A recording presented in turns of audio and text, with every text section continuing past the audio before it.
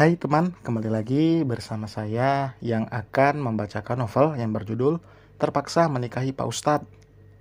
Bagaimana puasa kalian? Mimin doakan supaya lancar. Mimin doakan semoga bermanfaat dan mendapatkan pahala di sisi Tuhan Allah yang Maha Kuasa. Amin. Ya Robbal Alamin. Kayaknya langsung saja deh kita mulai. Jangan lupa di subscribe ya. Bagi yang belum, kirim komentar juga. Mungkin ada masukan untuk channel ini. Ya udah langsung aja beneran.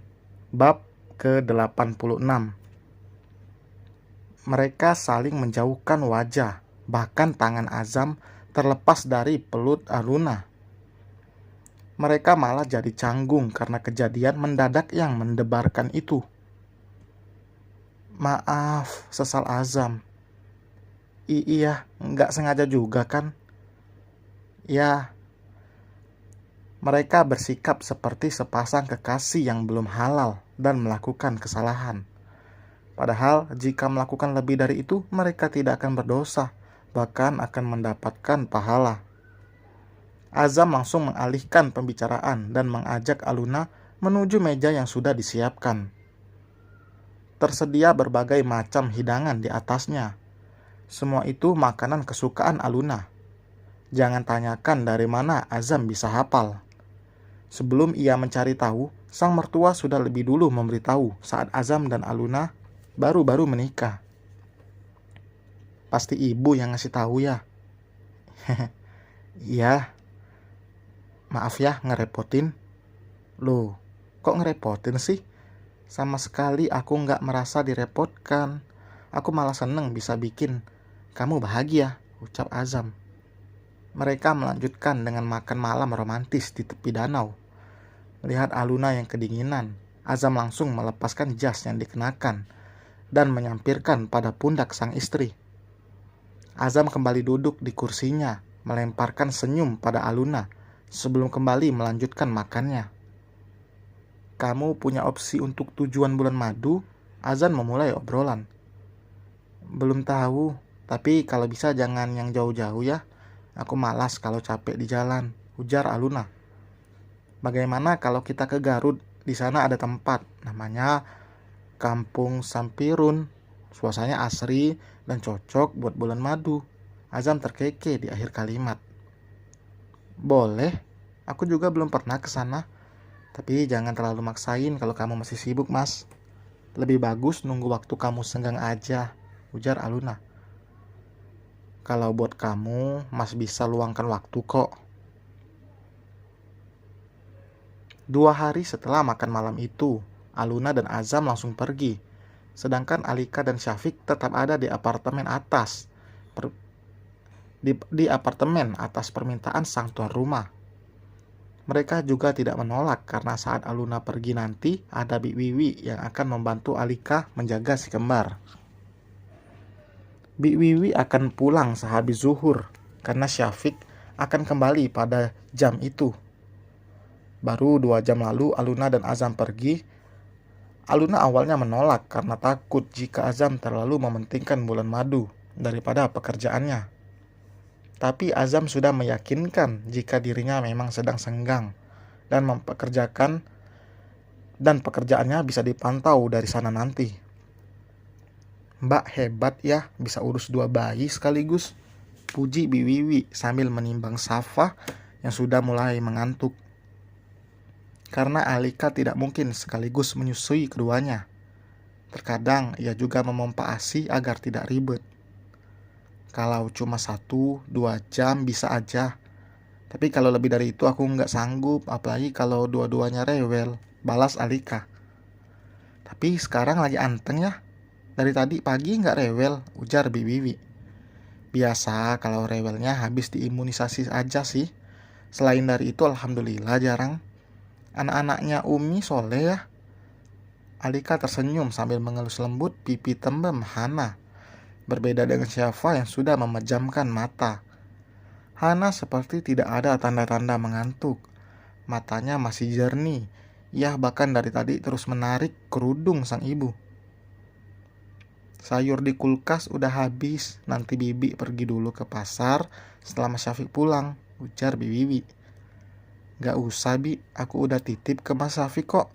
Nanti dia yang belanja. Masya Allah, beruntungnya Mbak Alika dapat suami yang baik dan soleh. Puji Bi Wiwi. Alhamdulillah, jodoh gak disangka-sangka Bi. Balas Alika terkekeh. Melihat wajah Bi Wiwi yang berubah murung membuat Alika tadi bingung. Apa ada omongan aku yang salah Bi? Maaf ya. Enggak kok, Bibi cuma ingat masa lalu. Tapi kok Bibi jadi sedih gitu?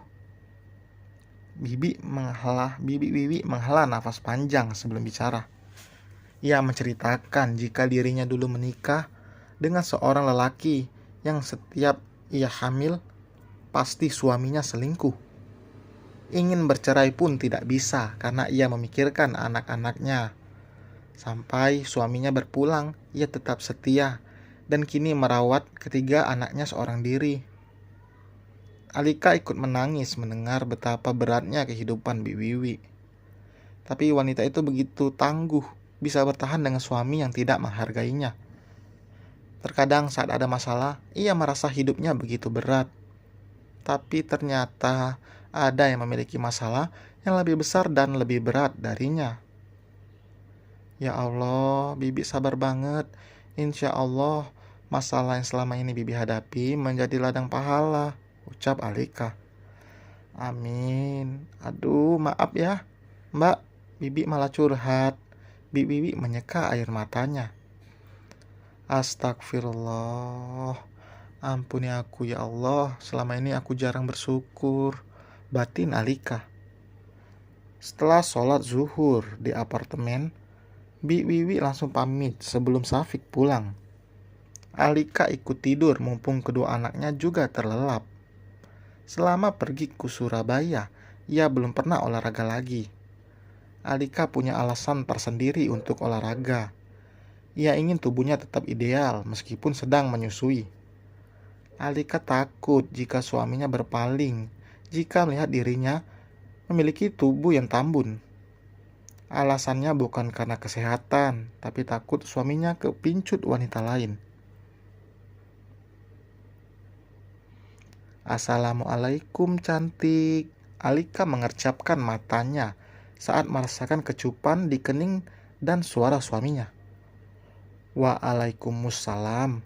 Mas pulang kok nggak bangunin aku sih? Tanya Alika. Mas baru datang kok. Tadi udah pencet bel tapi masih nggak dibukain pintu. Karena takut ada apa-apa, Mas langsung masuk aja, jelas Syafiq. Emang Mas tahu sandinya? Syafiq terkekeh. Kan tadi pagi Azam yang kasih tahu sayang. Kamu lupa? Alika mengubah posisinya jadi duduk. Masa sih aku nggak fokus kayaknya? Butuh aku, canda Syafiq. Enggak, aku butuhnya kamu. Syafiq menjawil dagu Alika. Pintar ya, gombal sekarang istri Mas ini. Mandi dulu. Alika mencegah Syafiq yang akan menyentuh anak mereka. Syafiq nyengir. Iya deh, gemes banget.